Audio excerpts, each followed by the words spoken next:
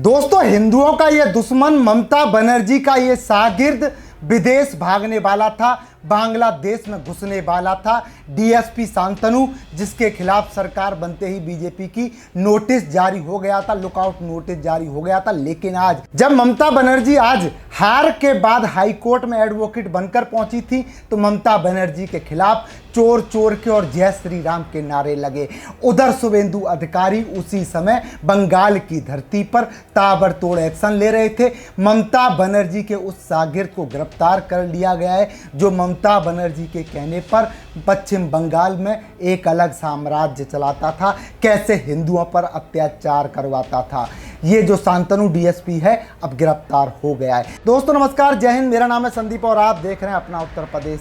जैसे ही पश्चिम बंगाल में बीजेपी की सरकार बनी थी, इसी डीसीपी के खिलाफ लुकआउट नोटिस जारी हुआ था। इसकी तलाश बंगाल की पुलिस कर रही थी, लेकिन अब इसे गिरफ्तार कर लिया गया है। शुभेंदु अधिकारी एक के बाद एक ताबड़तोड़ फैसले ले रहे हैं। बंगाल की धरती पर बकरी ईद से पहले एक बड़ा फैसला आ गया और अब शुभेंदु अधिकारी ने अपना सबसे बड़ा फैसला ले लिया है। ऐसे अधिकारी को दबोच लिया है जो अब नए नए राज खोलेगा। ये रिपोर्ट देखिए दोस्तों, समझने की कोशिश कीजिए कैसे आज शुभेंदु अधिकारी ने शांतनु को गिरफ्तार करके ममता बनर्जी की पार्टी की जड़ें हिला दी हैं। पकड़ा गया ममता का राइट हैंड। देश छोड़कर भाग रहा था हिंदुओं का सबसे बड़ा दुश्मन ममता बनर्जी का शागिर्द डीसीपी शांतनु, पुलिस ने दबोच लिया। हाईकोर्ट भागी ममता दीदी अभिषेक बनर्जी का लो हो गया बीपी। शुभेंदु अधिकारी ने बंगाल में की अब तक की सबसे बड़ी कार्रवाई, डीसीपी को टांग दिया उल्टा। दोस्तों, पश्चिम बंगाल में जैसे ही सत्ता बदली है, वैसे ही ममता बनर्जी के करीबी लोगों के हाथ पैर फूलने लग गए हैं। और अब सबसे बड़ी खबर यह है कि ममता बनर्जी के बेहद खास और कोलकाता पुलिस के पूर्व डीसीपी शांतनु विश्वास को ईडी ने गिरफ्तार कर लिया है।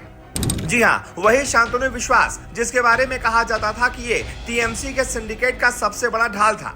अब सवाल ये नहीं है कि गिरफ्तारी हुई, सवाल यह है कि क्या यह गिरफ्तारी ममता बनर्जी तक पहुंचने वाला रास्ता है, क्योंकि अब ईडी एक एक करके उन चेहरों को उठा रही है जो बंगाल में सालों से सिंडिकेट राज चला रहे थे।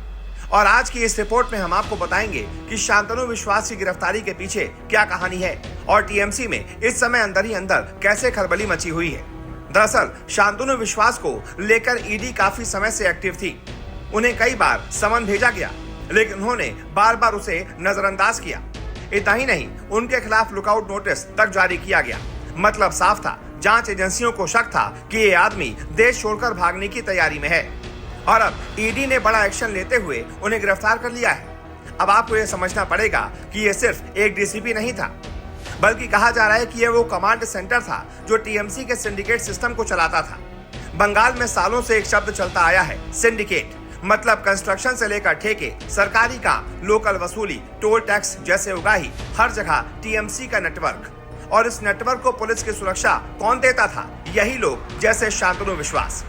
ईडी की जांच में यह बात सामने आई है कि कुछ बड़े घोटालों का पैसा सोना पप्पू विश्वास पोदार नाम के व्यक्ति के अकाउंट में गया और वहीं से लगातार ट्रांजैक्शन शांतनु विश्वास से जुड़े पाए गए। यानी अब पैसे की ट्रेल खुल गई है और यही वजह है कि ईडी ने कई बार पूछताछ की और जब शक पक्का हो गया तो सीधे गिरफ्तारी कर ली। अब इस गिरफ्तारी का मतलब सिर्फ इतना नहीं है कि एक अफसर पकड़ा गया, बल्कि इसका मतलब यह है कि अब पूरे सिंडिकेट की परतें खुलने वाली हैं। दोस्तों, आप सोचिए बंगाल में कितनी बड़ी लूट हुई होगी जब एक एक लोकल नेता के घर से सोने के सोफे, सोने के बेड और करोड़ों की नकदी निकलती रही।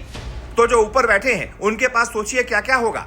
टीचर भर्ती घोटाला, नौकरी के नाम पर रिश्वत, कटमनी, जमीन कब्जा, धमकी, वसूली। आम बंगाली जनता सालों से डर के साए में जी रही थी और यही वजह है कि जैसे ही सत्ता बदली, वैसे ही अब सिस्टम का पूरा पहिया घूमने लगा। क्योंकि बंगाल में अब संदेश साफ है, अब डराने वालों को डर लगेगा। और सबसे बड़ी बात, टीएमसी को लग रहा था कि जैसे पहले होता था, सीबीआई या ईडी आती थी तो टीएमसी के गुंडे घेर लेते थे, हंगामा कर देते थे और कार्रवाई तक रुक जाती थी। लेकिन अब ऐसा नहीं हो रहा। अब एजेंसियां सीधे एक्शन मोड में हैं और जब एजेंसियां एक बार किसी बड़े अफसर को पकड़ लेती हैं तो समझिए मामला बहुत ऊपर तक जाने वाला है। अब सबसे बड़ा सवाल यह है, क्या शांतनु विश्वास का मुंह खुलेगा? क्योंकि अगर ये आदमी बोलने लगा तो नाम सिर्फ सिंडिकेट के नहीं आएंगे, नाम आएंगे उन लोगों के जो बंगाल में सत्ता के सिंहासन पर बैठे थे। और खबरें ये भी कह रही हैं कि आईपैक रेड के दौरान ईडी के खिलाफ जो पुलिस एक्शन हुआ था, उसमें भी शांतनु विश्वास की भूमिका की जांच होगी। मतलब अब सवाल सीधे ममता बनर्जी से जुड़ता है और अगर जांच एजेंसियों को फोन कॉल रिकॉर्ड, आदेश, निर्देश या राजनीतिक दबाव के सबूत मिल गए तो फिर ये गिरफ्तारी एक अफसर की गिरफ्तारी नहीं रहेगी। ये बंगाल की सबसे बड़ी राजनीतिक गिरफ्तारी का रास्ता बन सकती है। दोस्तों, अब बंगाल में खेल बदल चुका है। ये तो सिर्फ शुरुआत है। अभी आगे आगे देखिए कौन कौन चेहरे बेनकाब होते हैं और किसके हाथों में हथकड़ी लगाई जाती है। अगर आपको लगता है कि बंगाल में भ्रष्टाचारियों पर सबसे बड़ा एक्शन होना चाहिए तो इस वीडियो को लाइक कर दें, चैनल को सब्सक्राइब कर दें और कमेंट में लिख दें भ्रष्टाचारियों पर बुलडोजर चलाओ। एक बार फिर से हाजिर होंगे किसी और बंगाल की बहुत बड़ी खबर के साथ। तब तक चैनल को सब्सक्राइब करना मत भूलिएगा और साथ ही साथ वीडियो को शेयर जरूर कीजिएगा। जय हिंद, जय भारत।